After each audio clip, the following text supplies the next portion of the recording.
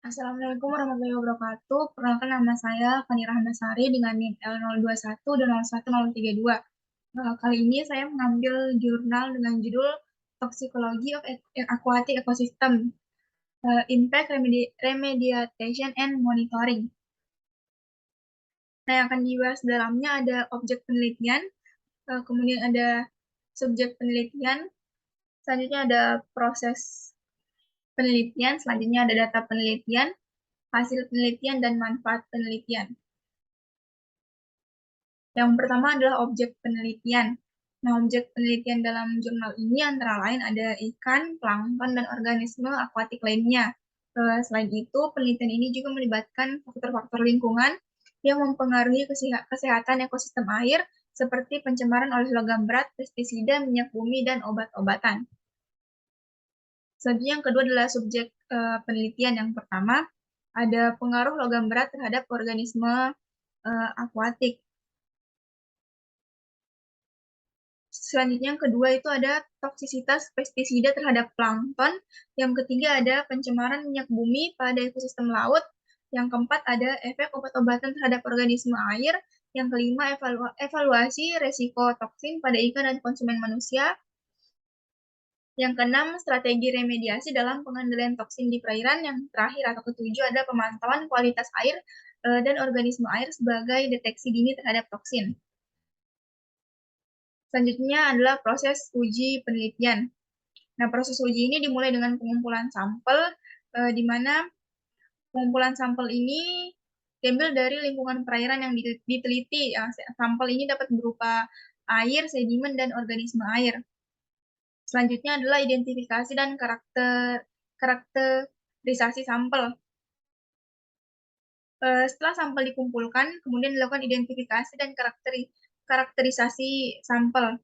Hal ini meliputi analisis fisik dan kimia dari sampel seperti pH, konsentrasi nutrisi, dan konsentrasi toksin. Selanjutnya adalah uji toksisitas. Nah, uji toksisitas ini di mana sampel tersebut diberi exposure pada organisme air seperti ikan atau plankton dan kemudian dilakukan pengamatan terhadap efek toksisitas yang terjadi pada organisme tersebut. Selanjutnya adalah analisis data. Setelah melakukan uji toksisitas, dilakukan analisis data untuk menentukan tingkat toksisitas sampel dan dampaknya terhadap organisme air dan ekosistem perairan secara keseluruhan. Selanjutnya yang terakhir adalah remediasi dan monitoring. Jika ditemukan adanya toksin dalam sampel perairan, tahap berikutnya adalah pengembangan strategi remediasi untuk mengurangi dampaknya pada organisme air dan ekosistem perairan. Selanjutnya ada data penelitian. Jurnal ini tidak menyajikan data dalam bentuk tabel atau grafik, namun jurnal ini menyajikan ringkasan dari studi kasus dan penelitian lapangan yang dilakukan di berbagai lokasi di seluruh dunia, serta hasil-hasil penelitian oleh pengamatan yang dilakukan oleh para peneliti di bidang toksikologi wilayah perairan. Sebagai contoh, jurnal ini menyajikan ringkasan dari penelitian tentang pengaruh logam berat pada organisme akuatik di beberapa sungai di Cina, dampak pencemaran minyak bumi pada ekosistem laut di Teluk Meksiko, dan strategi remediasi untuk mengatasi toksisitas pestisida pada plankton di perairan Australia. Selanjutnya hasil penelitian. Yang pertama, dampak toksin terhadap organisme air. Jurnal ini menunjukkan bahwa toksin seperti logam berat, pestisida, dan minyak bumi dapat memiliki efek negatif pada organisme air dan dapat menyebabkan gangguan pada sistem biologi mereka. Selanjutnya, yang kedua, strategi remediasi. Penggunaan teknologi biomimetik untuk memperbaiki kualitas air, penggunaan agen oksidasi untuk menghilangkan pencemaran minyak bumi, dan penggunaan mikroorganisme untuk membersihkan air yang terkontaminasi. Selanjutnya metode pemantauan, ada metode biotes dan metode fisik kimia.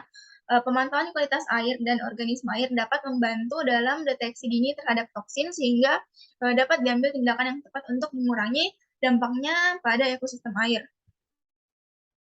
Selanjutnya manfaat penelitian. Yang pertama, memberikan informasi tentang dampak toksin pada organisme air dan ekosistem air serta strategi remediasi yang dapat dilakukan untuk mengurangi dampaknya. Hal ini dapat membantu para peneliti dan praktisi dalam memahami lebih dalam tentang toksikologi wilayah perairan dan cara mengatasi permasalahan pencemaran. Selanjutnya yang kedua, memberikan panduan bagi pengambil keputusan dalam mengambil tindakan untuk mengurangi dampak toksin pada ekosistem air. Informasi yang diberikan dalam jurnal ini dapat membantu para pengambil keputusan untuk membuat kebijakan yang lebih efektif dalam mengatasi permasalahan pencemaran. Selanjutnya yang terakhir, dengan membahas dampak toksin pada organisme air dan ekosistem air, jurnal ini dapat meningkatkan kesadaran masyarakat tentang pentingnya menjaga kualitas air. Hal ini dapat mendorong masyarakat untuk lebih memperhatikan lingkungan dan mengambil tindakan yang tepat untuk menjaga kualitas air. Mungkin itu yang dapat saya sampaikan. Lebih dan kurangnya mohon maaf. Assalamualaikum warahmatullahi wabarakatuh.